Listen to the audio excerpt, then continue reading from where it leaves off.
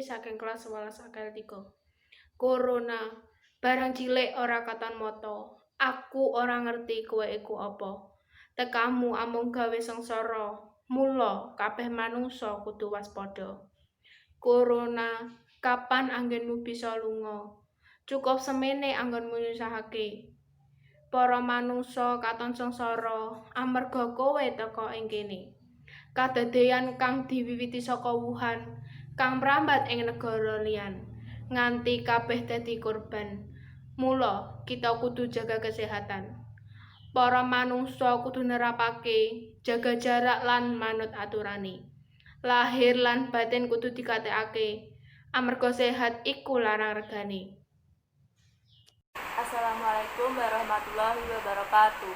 Perkenalkan, nama saya Oktavia Rahmawati. Saya dari kelas 11 AKL 3. Saya di sini akan membacakan puisi yang berjudul Corona.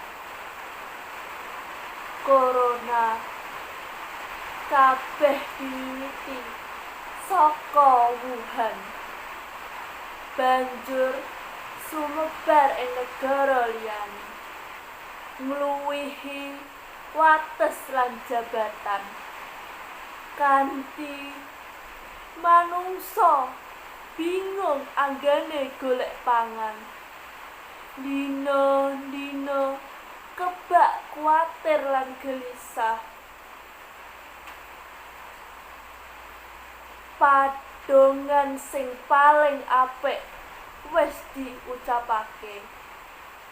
Makarya, sinau lan ibadah ing omah, ngenteni rezeki teka ing awake dhewe.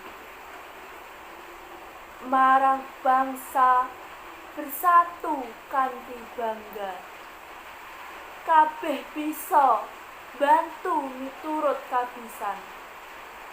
Kanggo sing ahli ngewangi wong sing lara, kanggo sing bisa nulungi wong sing kesusahan.